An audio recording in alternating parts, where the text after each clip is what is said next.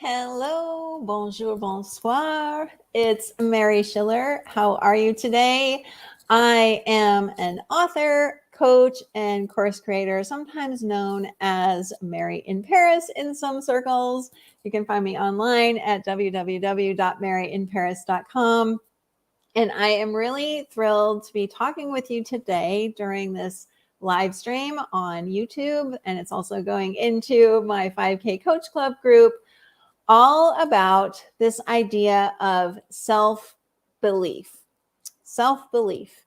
And I want to say right up front that I know for a fact that some of the things I'm going to be saying today are going to sound weird, and some of them may even be a bit controversial, but that's just the way we're going to roll. And if you'll excuse me for just a moment, I'm going to just see if in fact I actually am live where I said I was going to be live. So let me just take a quick check on my phone. But I do appreciate you being here. If you're here with me live, please feel free to say hello in the comments. And yes, I am live on YouTube. All right, let me check my Facebook group. And if you are watching this on a replay somewhere and there's a place for you to comment, I am always happy to respond later on. So feel free to type your comments and thoughts. If you are here with me live and can type into the comment box, please say hello. I see a few people are watching. I hope to make this an interactive conversation for those of you who are here with me live. So I'm going to jump right in and get started on this whole notion of self-belief. Now, I have been a coach professionally since 2016. I started having what I would now consider coaching conversations with people actually a couple of years before that, back in 2014, although I didn't really think of them that way. But there is something that has come up over and over and over again, particularly since I started supporting other coaches who wanted to get their businesses started. And that was around 2018, I would say, was when I really started to get into that, definitely 2019. And it's this whole idea that we have to believe in ourselves before something can happen for us. This idea is so pervasive that it almost seems weird to question it. When I was getting ready to jump on here today, I was thinking, how do I even approach this? Because the fact is that this notion of self-belief and needing to trust ourselves and needing to believe in ourselves, it's just part of the way we talk about things, isn't it? I'm going to speak about it in a business context, but you could really apply this discussion to any context you want. Anytime you're attempting to do something you haven't done before, or you're making some changes in your life, anything like that, there's always this discussion around believing in ourselves and also getting rid of what are called, quote, limiting beliefs. So if you're here with me live, let me know in the chat, does that sound familiar to you? I'm sure it does. I'm sure it does, because I remember this conversation very well until I started to see things differently and it started to look nonsensical to me. This is how it looked to me. And I actually spent quite a bit of money over the years trying to eliminate my limiting beliefs about certain things in order to make things change. Hi, Heidi. Nice to see you. So if this sounds like something that's familiar to you, if you have yourself spent time trying to believe in yourself or trying to get rid of limiting beliefs so that you can make some sort of shift in your life, let me know in the chat. Because for me, prior to about 2014, 2015, this is how it looked. Hi, Anton. Yes, it's very warm here today. Very, very warm. I've got the air conditioners going in the background. So what is this whole conversation about believing in ourselves? Where does this even come from? I actually don't know what the origin of this notion is. But I have a sense that we think as human beings that there has to be some sort of internal shift before we can achieve something. Is that how it looks to you? That before we can start to make progress, there has to be something within us that changes. And to me, in this conversation, it looks like people are saying you have to have more self-belief. You have to trust yourself. You have to let go of any limiting beliefs that say you can't do something, and then you'll be able to go forward. Then you'll be able to make progress. And in the subhead for this talk, I said, basically, this whole idea of self-belief is holding you back.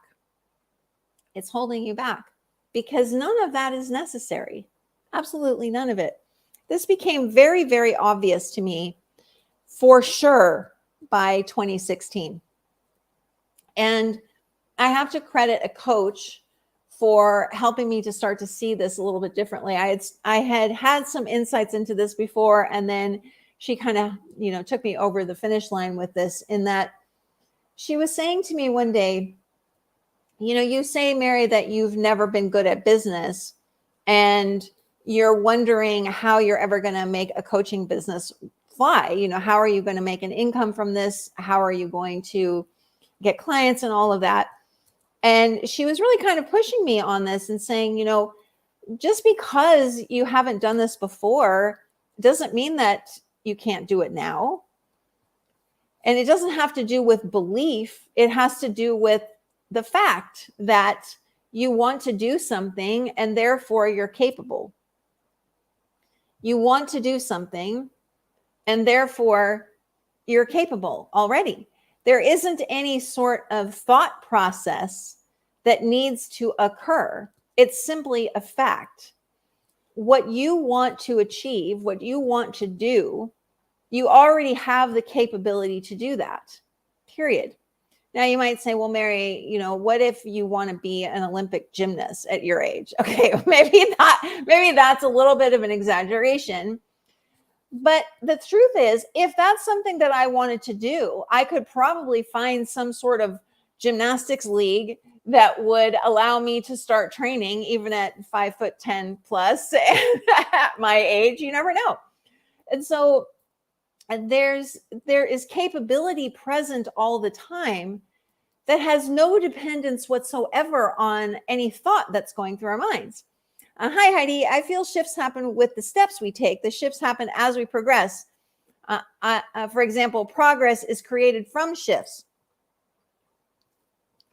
Excuse me. That's a very interesting way to look at things, because that isn't what most people are saying. Would you agree with that? There may be some people who are saying you have to take massive imperfect action. Have you heard that phrase before? I don't subscribe to that at all, by the way. But there's always this subtext, that something has to happen in our mindset. I can't even say that word because I just don't like the word mindset at all. Yeah, Heidi says you agree. So there's always this subtext that there has to be a shift in our mindset at some point along the way. And to me, this whole thing about self-belief and limiting beliefs and mindset, I lump it all together into a pile that says,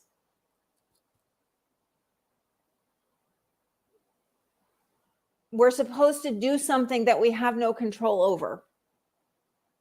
We're supposed to do something that we have no control over. We're supposed to shift our belief in ourselves. We're supposed to let go of limiting beliefs. We're supposed to change our mindset. But this is why I'm pausing so much, because I really find this quite irritating, frankly. We cannot control those things. We cannot control beliefs. We cannot control, quote unquote, limiting beliefs. We cannot control, quote unquote, mindset. First of all, as I've said for years, the mind is never set. The mind is never set.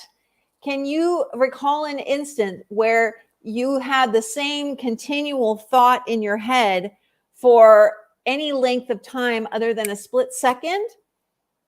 No, because that's not how human beings are designed. We aren't designed to have things in a set pattern like this so that we can see these supposed beliefs and stop them in their tracks and do something about them. That is not how we are made. It's simply not how we're made. So here we are, and I was here too. So here we are trying to do something about a part of our human being design that we have no control over. Is this coming through? If you're here with me live, is this coming through? I got distracted for a minute because there was a very large bug outside the window. And I was glad I had it shut. But anyway, we're asked to conjure up a feeling of self-belief when we are incapable of doing that as human beings, because thought is not controllable. We can't predict what we think. We can't control what we think. We can't decide what we think.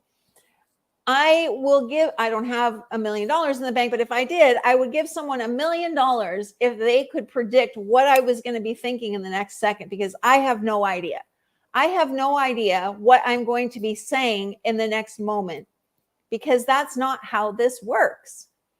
It's not how human beings are designed. And so this whole conversation around changing our beliefs so that we can do something, letting go of limiting beliefs so that we can achieve something, changing our mindset so that we can achieve something, it's complete baloney. I almost said another word, but I won't. Because it's not possible to do it. It's not possible to do it. And not only is it not possible, it's completely unnecessary. And I will tell you why right now. Why is it unnecessary? Maybe if you're here with me live, you know what I'm about to say. Why is it completely unnecessary to try to have self-belief before we can succeed at something?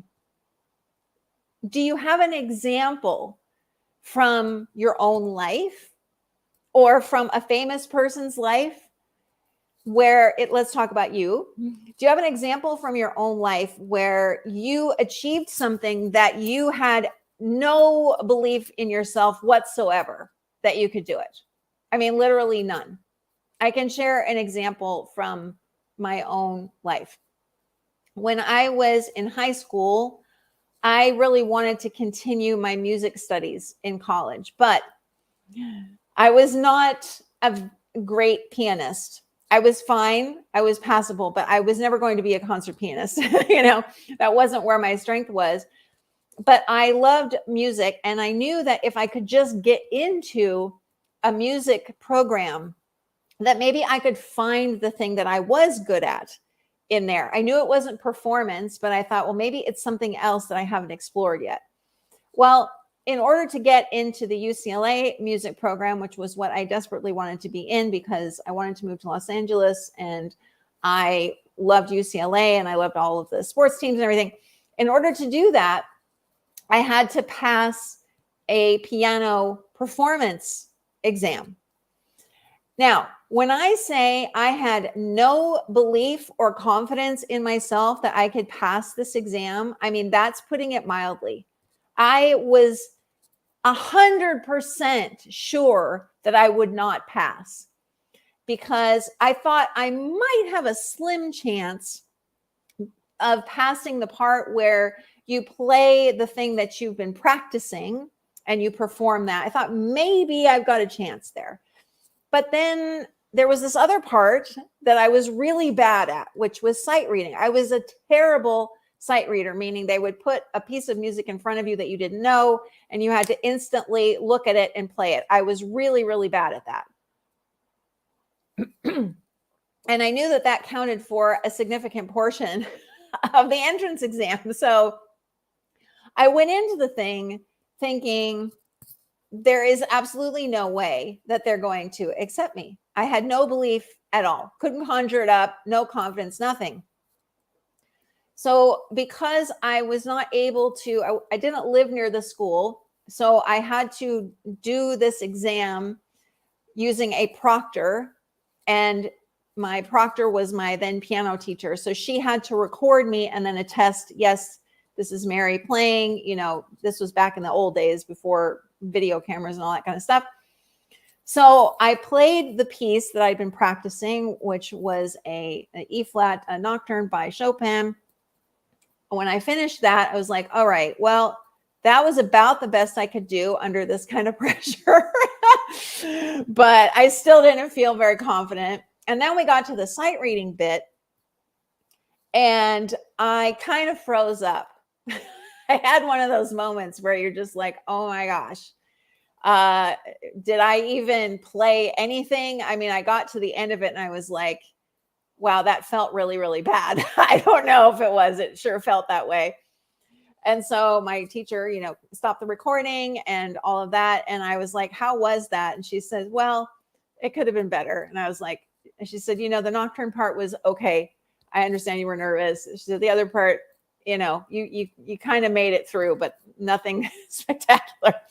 So I went home just going, oh my gosh, from her house. That's where we were doing this. I just went home thinking, you know, there is no way that I'm going to get in. And I was really upset and everything. Well, by some miracle that had nothing to do with my belief, they accepted me. And then I had to pass another exam, a written exam, but I did fine on that because I had been studying for that and I knew exactly what to do. So for me, that's a big example from my own life of a time when I achieved something that I had absolutely no belief that I would be able to do, none whatsoever. Have you ever had something like that in your life?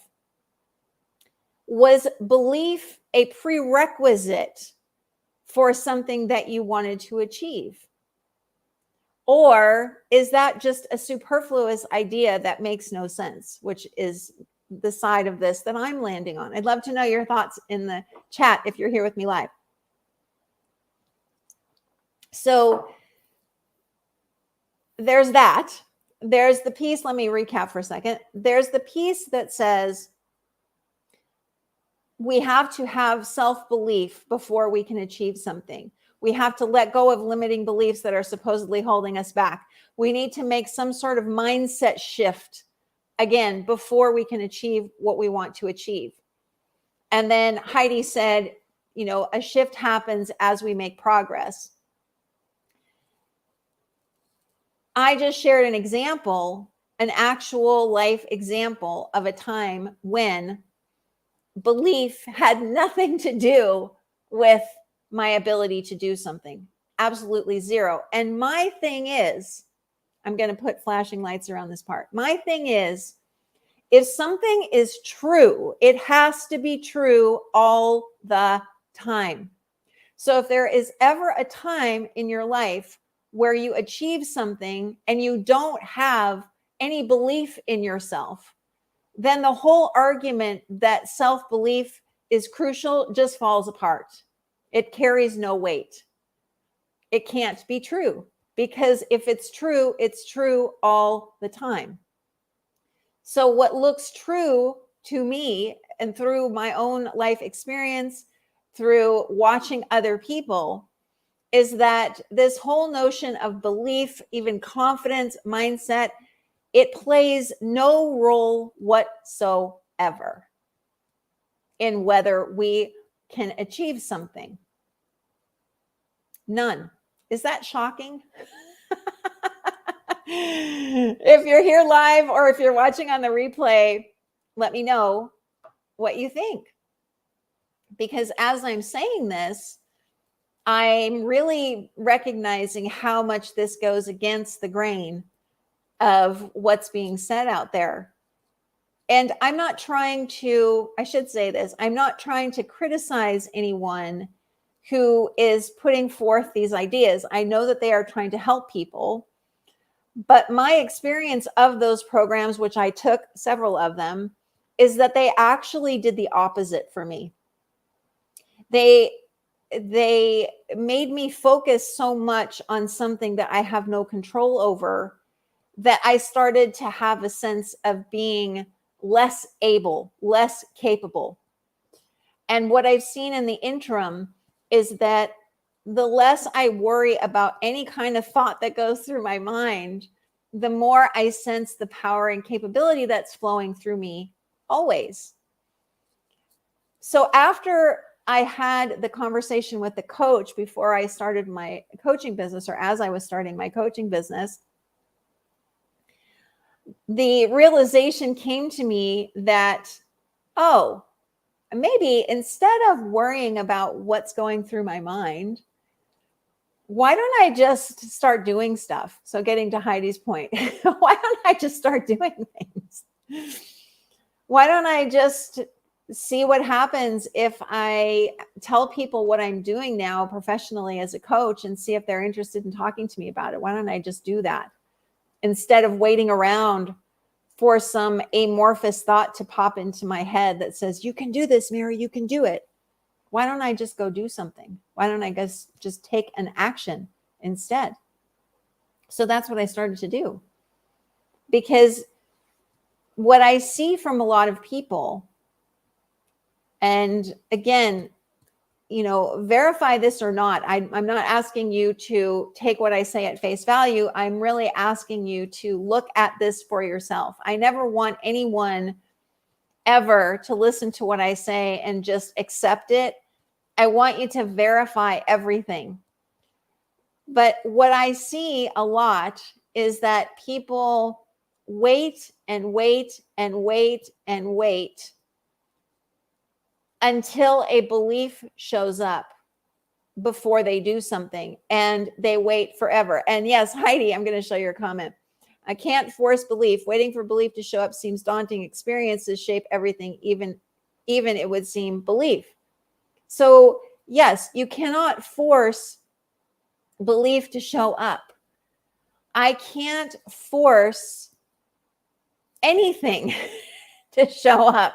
It's not how we are made. Let me ask you this. How do you get an idea for something? How does that actually happen? How does something occur to us? Do we sit around and, like in this position and just try to force some thought to occur to us? Come on, come on, come on. That's not what we do, right? Ideas come to us. They just appear. I've talked in the past about the fact that 95% of the work is done for us because we have thoughts and ideas all day long, all day long. That's how we are made. Lots and lots of ideas flowing through our heads constantly. And our role, it seems to me, as human beings, is to act on them, at least one here or there, because that is how we're made. Things occur to us to do, and then we do them. Things occur to us to do, and then we do them. So why are we trying to sit around and wait for some strange thought to come through that says, I believe in you, Mary. I trust you. You have permission to follow that idea. Why are we waiting for that? It makes no sense at all. Heidi says, I've done something, have heard or seen something that sparks an idea. Yes. So the idea just occurs to you though, right?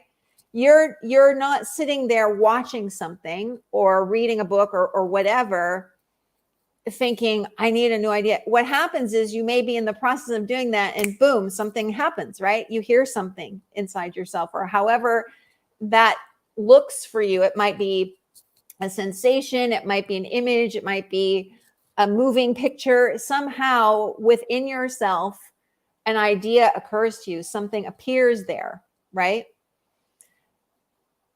That is how we are designed. things just appear.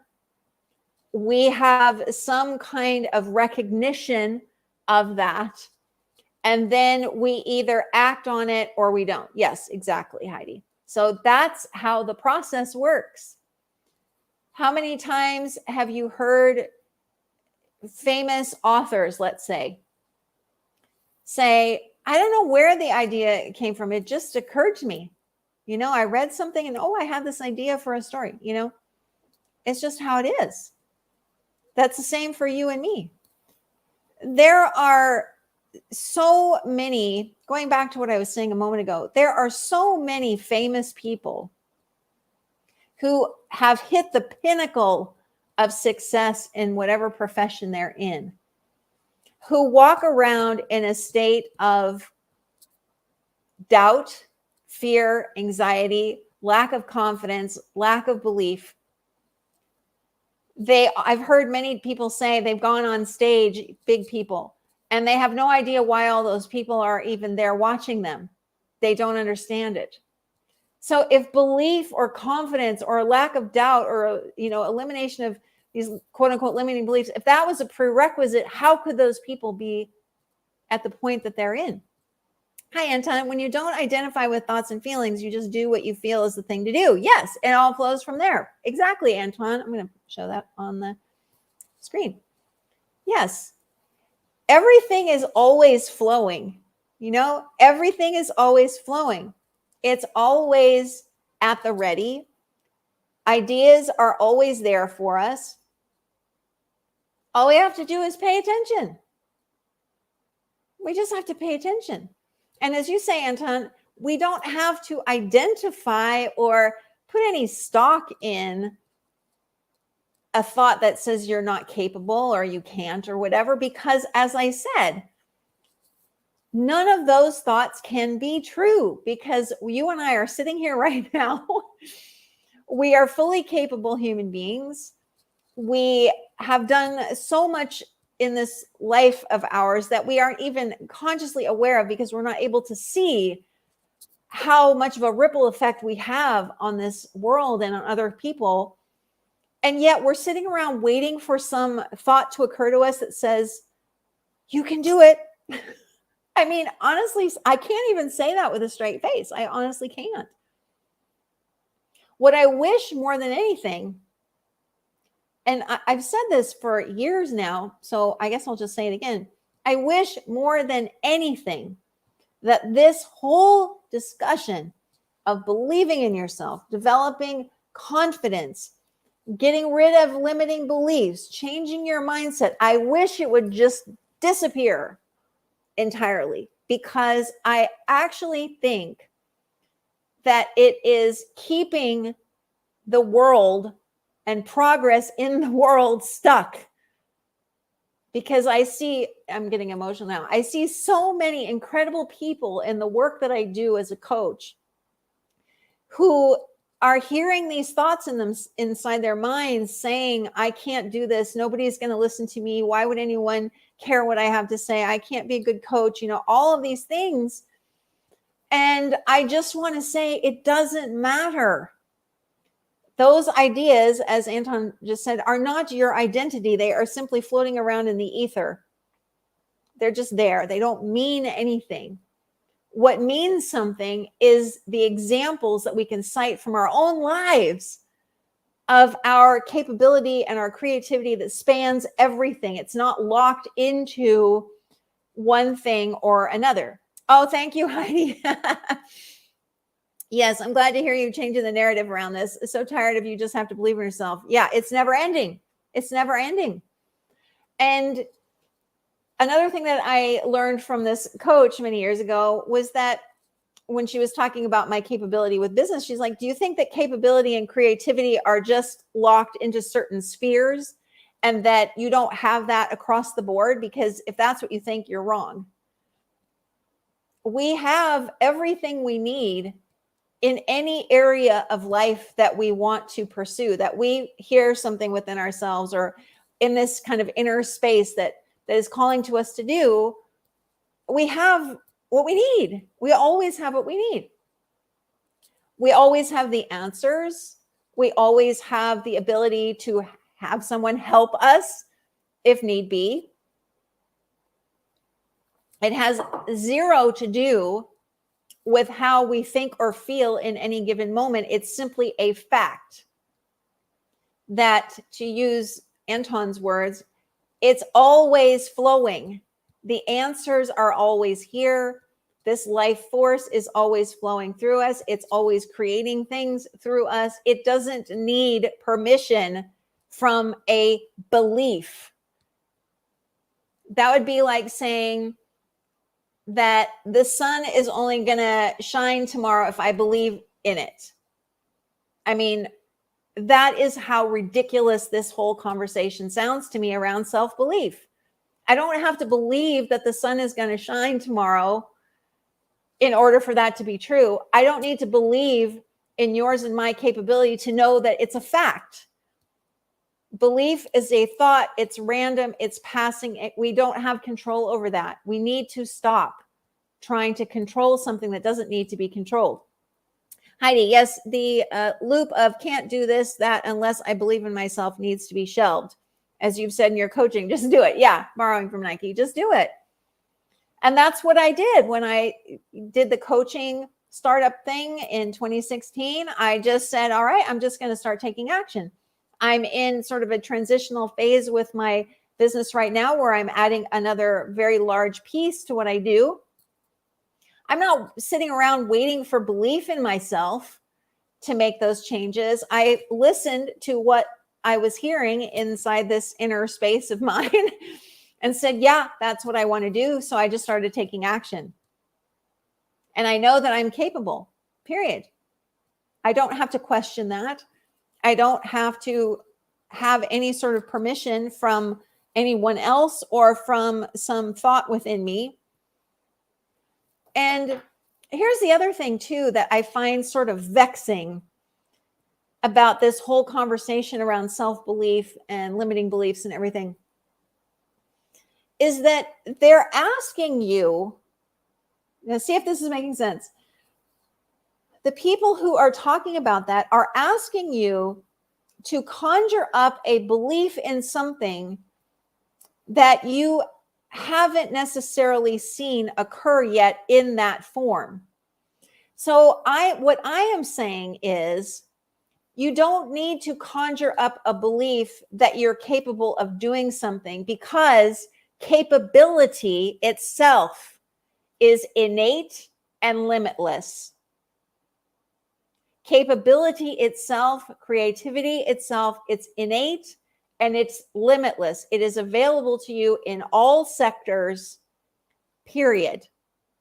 Whereas the people talking to you about creating better beliefs in yourself, letting go of limiting beliefs, they're asking you to try to conjure up the idea that you can succeed in something, in a particular thing.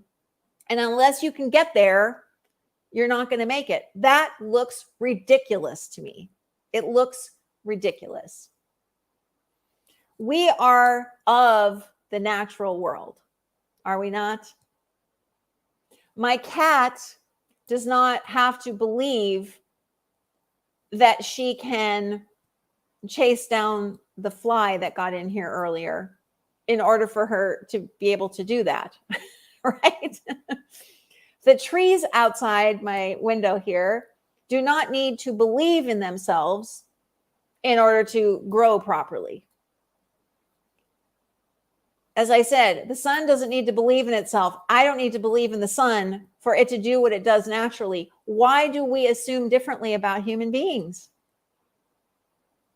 Why do we assume that human beings are somehow outside this natural system and somehow we have to conjure up this self-belief in order to blank?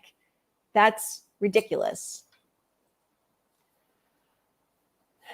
So if you're on here live and you'd care to comment on what has come through for you so far, that would be great. If you're watching this on the replay, of course, I'd love to hear your thoughts as well. I'm going to take a sip of my drink here.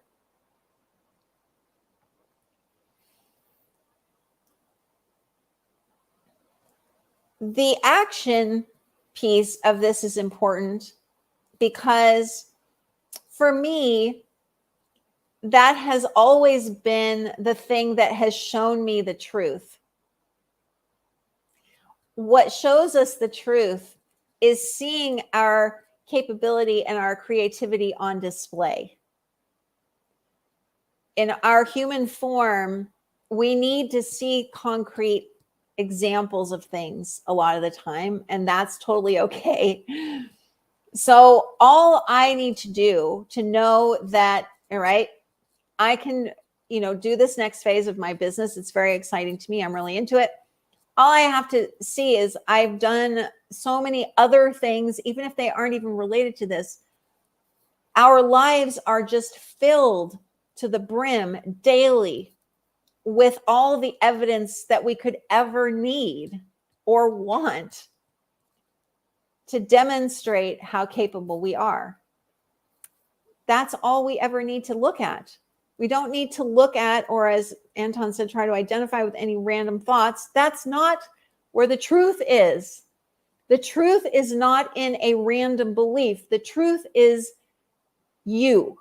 The truth is the evidence that is born out through you, through your existence, through the force that is present within you that has created so much incredible beauty in this world. Hi, Heidi. While we can say that there is no time wasted, I'm reflecting on all the time I have given to that belief. A belief. I try not to do that, Heidi, too. I do. It's hard not to, though, right?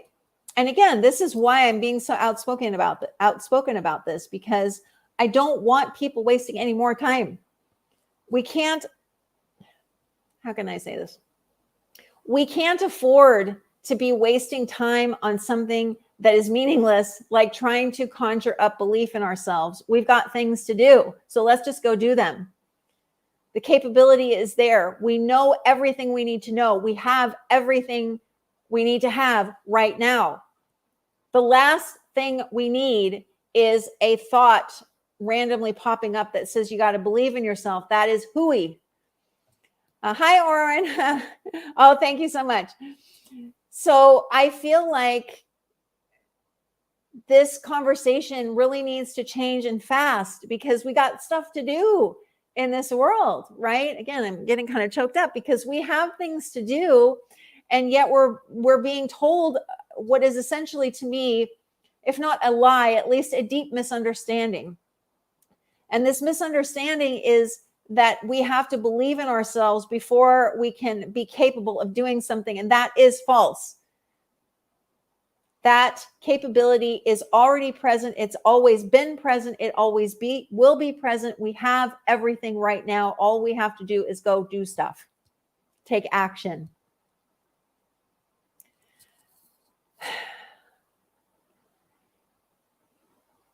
So, if you're here with me live, I really appreciate that you took the time to join in. If you're watching on the replay, your presence means just as much.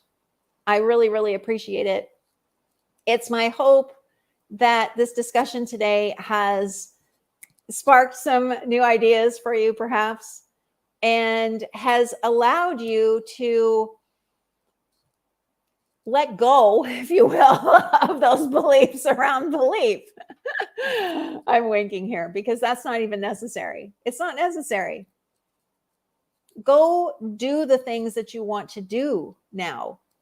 Don't worry about whatever fleeting thoughts you do or don't have in regards to your ability to achieve something. It's meaningless.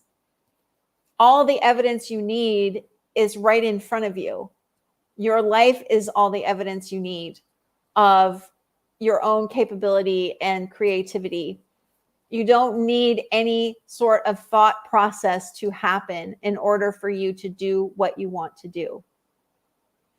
So let's try to shift this conversation away from all of that mindset stuff and into let's go do things. Let's harness this force that is within us, this creative force, this limitless force, and go make some changes in the world that are desperately needed.